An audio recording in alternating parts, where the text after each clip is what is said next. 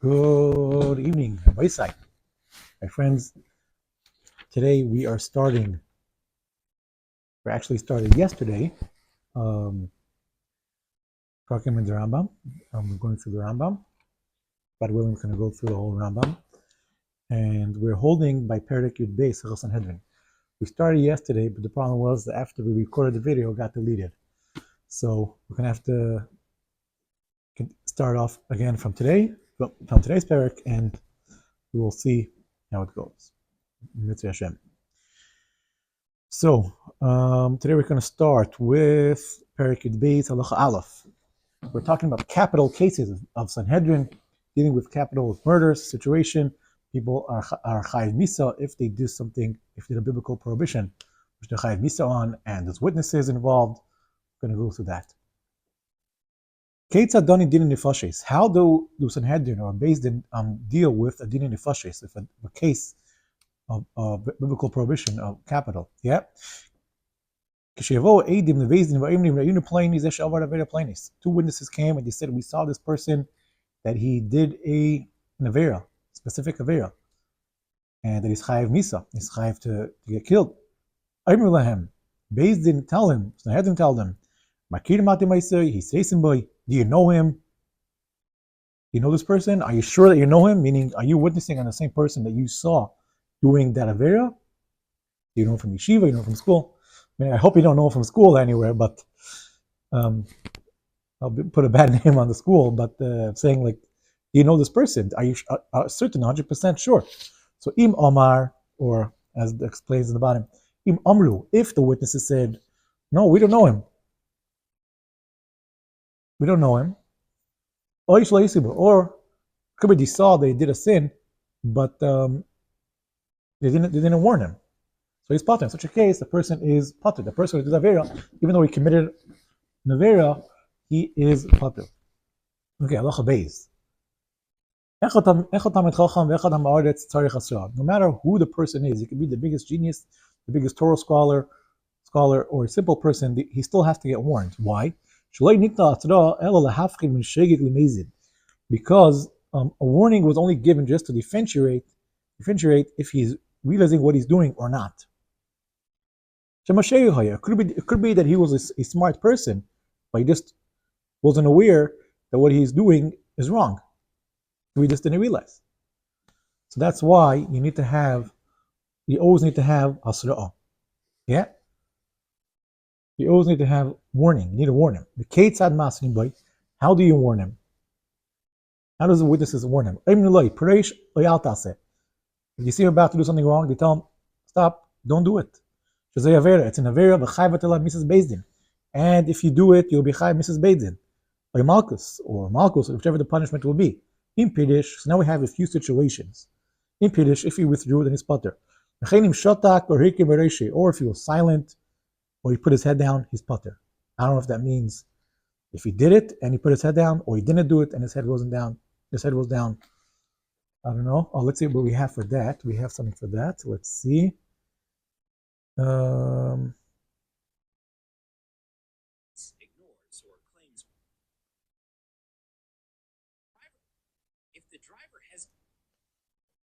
Let's see if we have anything for that right here. An example.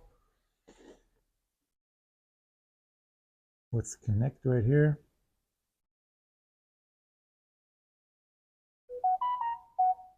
Whoop, we got disconnected. Let's get right back to this.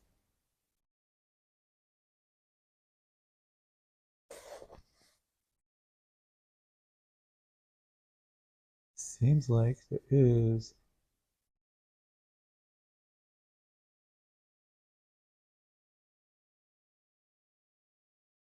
a network connection issue.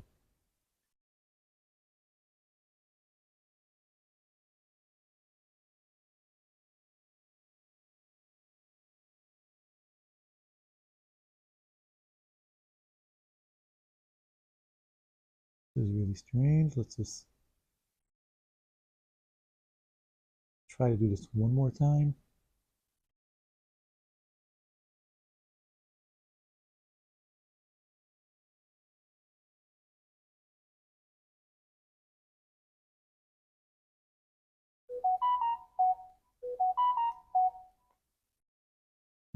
let's see.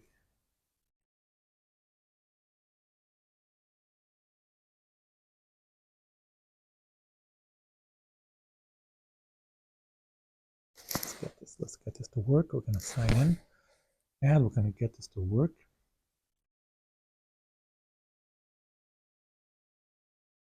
Okay, I'm going to start broadcasting. Okay, now we have it. Now we have here three situations. The person is getting warned, and in three of the cases, there's two responses. Now have a look. Prior knowledge, they may not be punished. Only intent after warning matters. I already knew. If the driver hesitates, ignores, or claims prior knowledge, they may not be punished. Only intent after warning matters. I already knew. See, so we have here three situations. Yeah, one situation is he just bent over his head, and one meaning he was just quiet, and one is bent over his head, and one he said, I knew. Even in the case where he said, I knew, he is still not chayev. If he says that I'm doing it on purpose to commit this avera, then in front of two witnesses, then we go ahead and kill him, whatever, in Beis Din. Let's see how that looks.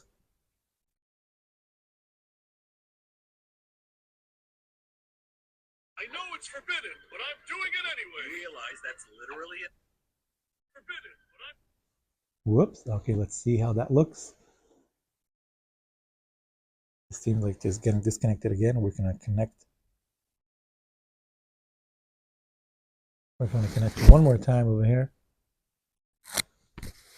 This happened to us last time, yesterday, and this is going to continue. No matter what, we can get it to work. Okay, let's just see one more time if it works.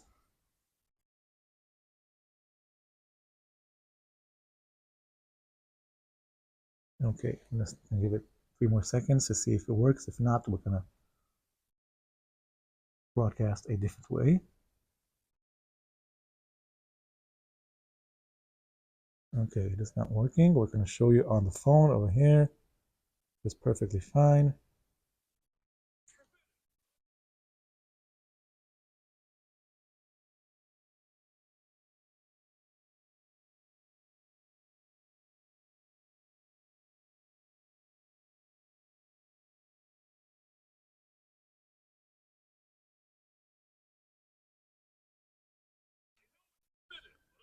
Okay, so we have a situation where he knows that it's forbidden, and he's saying, I know it's forbidden, and I'm doing it anyway. In such a case, he is chayev. And this has to be within hilchot dibur. Hilchot dibur means it has to be done within a few seconds of the warning. But if he got sidetracked or whatever, and he gave him another warning, and then he has to give another warning if he got sidetracked. Let's see how that looks over here. Let's see what we have over here. We have something prepared. Let's see if we got that prepared over here.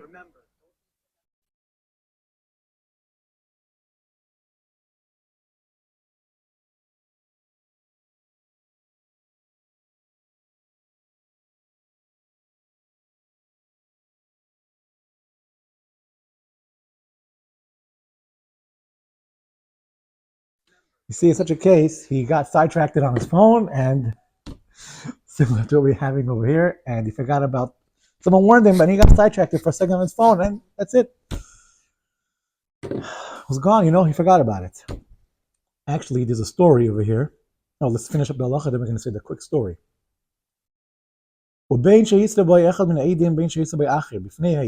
אפילו אישה או עבד, אפילו שומר כל המס, ולרוע, אפילו יסר בעצמי, הרי זה נערם.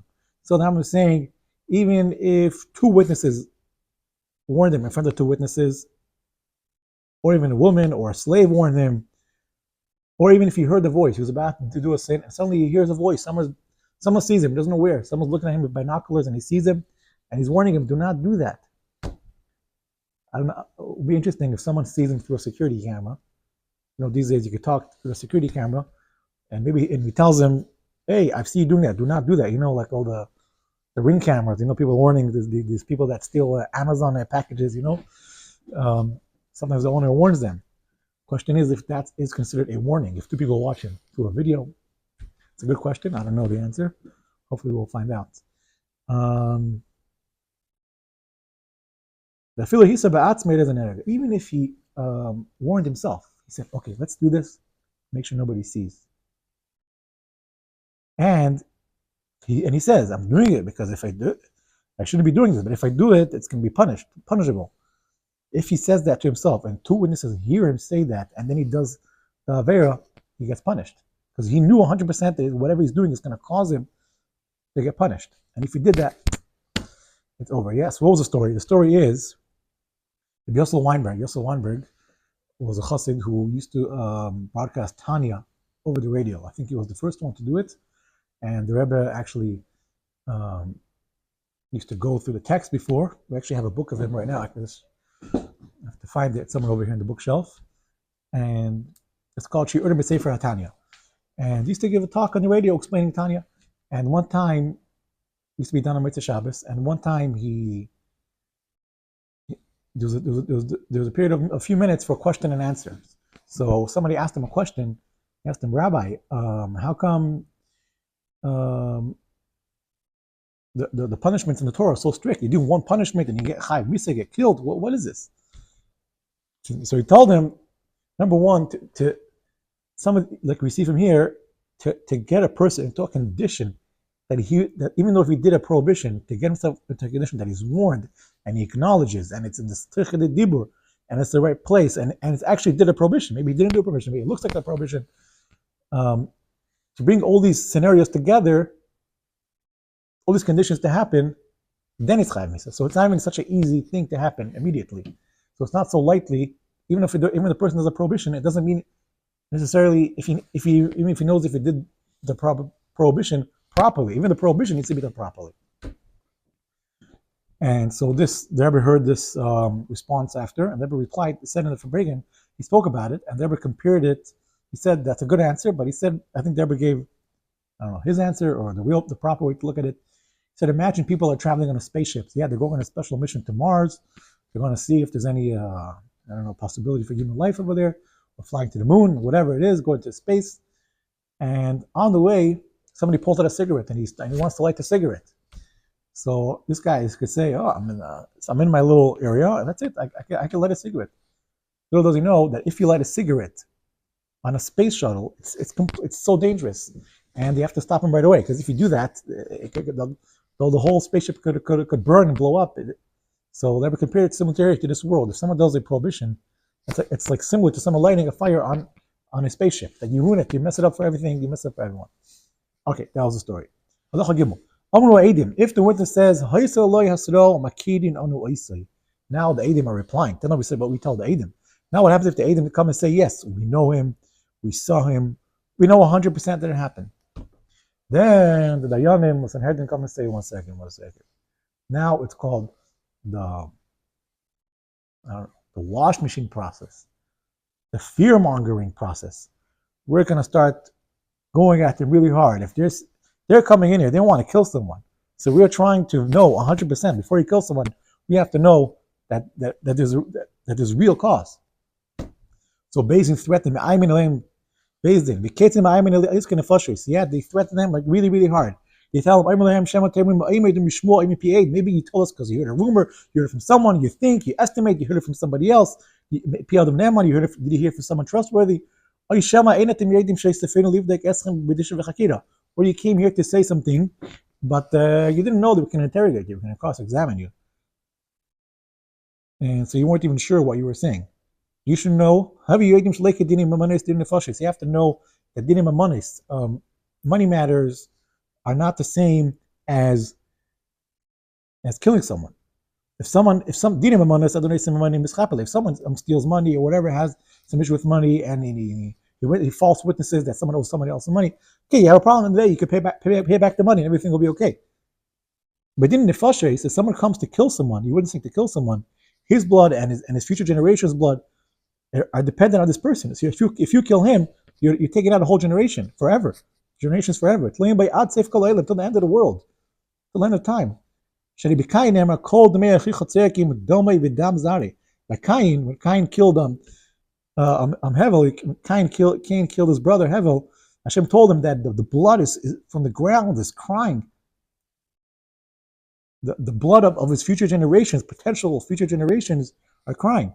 Therefore, therefore a person was born alone in this world. To teach us,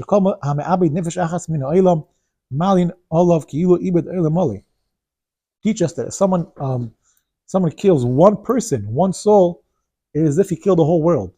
And if someone saves a person's life, we say the verse says that he is as if he established the whole entire world. All the people were created in the image, in the shape of Adam, of Adam Rishon. And every person is created differently. Why is every person created differently? In order, every person can say the world is created for me. I'm different and I have my own identity, and they have a future. Every person, from every single person, the whole entire world is created.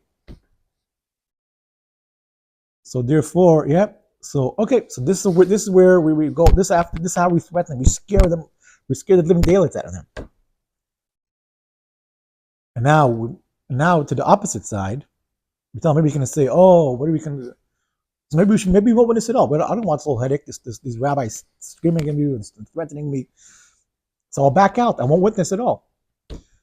So no, what's for us in this whole story? The pasuk says in Vayikra that if you see a situation and you're a witness to that situation, you can't back off. If you back off, it's a prohibition. It's avera. It's a bad thing. Or you want to say, why should we take responsibility, the liability of killing someone? So I'll tell you the answer. When Rishaim, when wicked people get killed, it's a good thing. So you should rest assured that you're doing the right thing. If you know 100% they did it, you're doing the right thing. You're telling them you're doing the right thing, don't worry about it. Even if they were stubborn in what they're saying and they knew 100%, after telling them all this, so we bring in the bigger of the Edim, I guess the smarter person or the greater person, we cross-examine them. We're going to explain how we cross-examine them.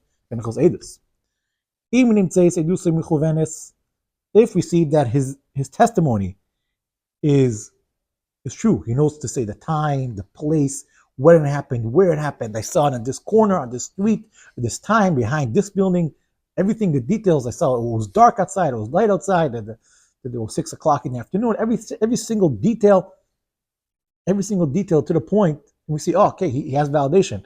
And he knows when it happens, and we verify the news. See the newspaper, fake news or whatever. See the date. They say the only thing that's new, the only thing that's true on the news is the date. Everything else is fake.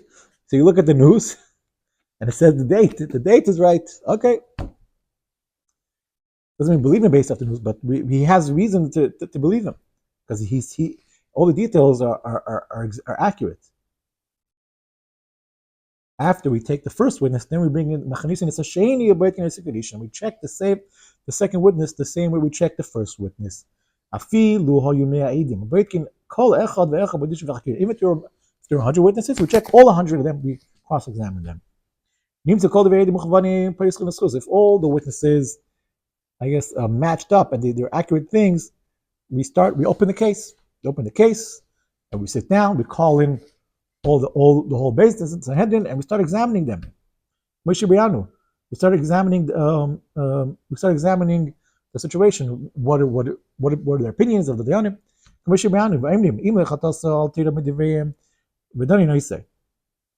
Oh, and we tell the person who's being convicted, so to speak, we tell him, don't worry. If you're correct, nothing's going to happen to you. But through, if we find him a favor, we find him a reason to say that he is innocent, we let him go. We say, oh, something didn't add up over here. That the witness, okay, we dismiss the whole case.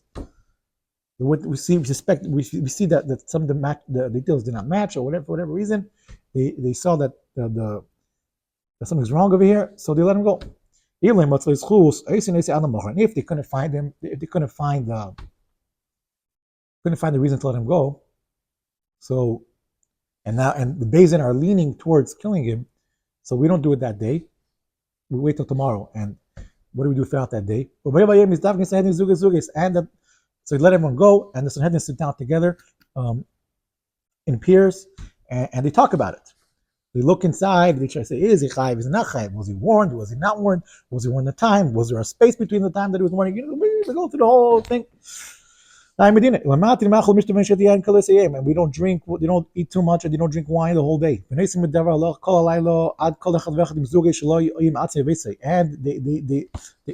take the case and they go in it all the way, and they analyze from all directions the whole entire night, each one with his partner or at home.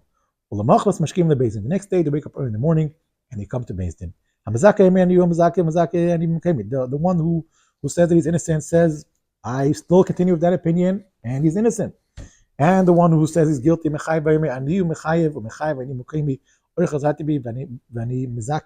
he says, I am still holding in my opinion that he's guilty, or I change my mind, he's not guilty. And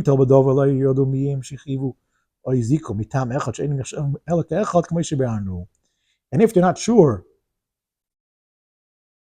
who is the one who said that he's guilty, who's the one who said that he's innocent, the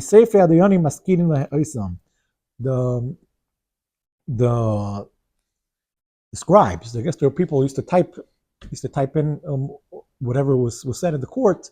They used to remind him, hey sir, you said this, he said this. They used to remind him, and then he said, oh yeah, that's my opinion. Yeah, they used to remind him, because they write on everyone's opinion and their reason.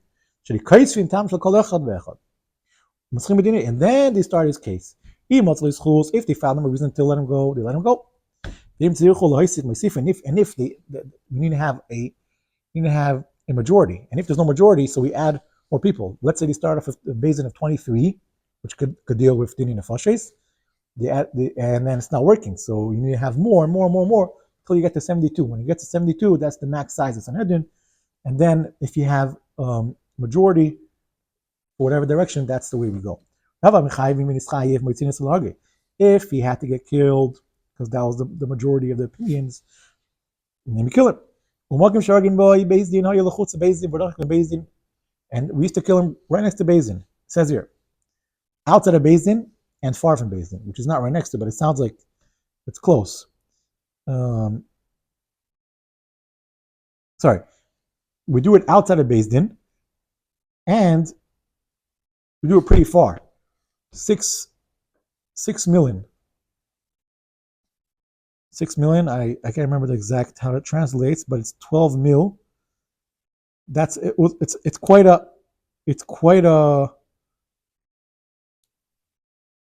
stretch. It's not so close to each other. It's quite a walk. Why do we do that? In order that we do that in order to, so we have time. We do that in order to have enough time to, so if the person will have something to say in his defense, we listen to him. We have people escorting him, so hopefully he will find a reason to defend himself, and then we will release him. Yeah. So now I'm saying like 6 million. I think it was 6 million. That's what Rambam says. The same way it was the same proximity that was that Moshe Rabbeinu had in front of Elmoyed between the Machne Yisrael. That's the same distance. Okay, halacha dalet. 2 more halachas and we're finished for today. For the second we established that he had to get killed, boom, we kill him that day. We don't delay it. Even if it was a lady which is going to give birth, we don't wait for her till she gives birth. Because it's an embarrassment that the baby should give birth, or killed Mali, whatever. And we knock the mother, and we make sure the baby is dead with the fetus, whatever. And if you're ready, she sat down and getting ready to give birth. For late in labor, we don't stop her. We wait for her to give birth. And every woman which gets killed, you're allowed to enjoy from her hair. Because generally speaking, you're not allowed to enjoy from something which is supposed to be killed. If you have an ox or a bull which is supposed to be killed, you can't enjoy from that. You can't have any enjoyment from that. But in such a case, here, I guess, is not considered one piece or something, and therefore you could enjoy it because it's not part of her body. The hair is not part of her body. That's what Rashi says. Hey, last halacha. If someone was supposed to get killed, and he was about to sacrifice, in English, a carbon. We don't kill him until the blood is sprinkled onto the mizbeach. If they established that he has to get killed, and he still didn't check, he was about to, he had his carbon ready. We're not going to wait for him because we can't delay the case, because once the case is finished, it's like as if he sinned that, then he has to get punished right away. That is the end of today, and hopefully we will continue tomorrow. B'ezrat Hashem yitbarach.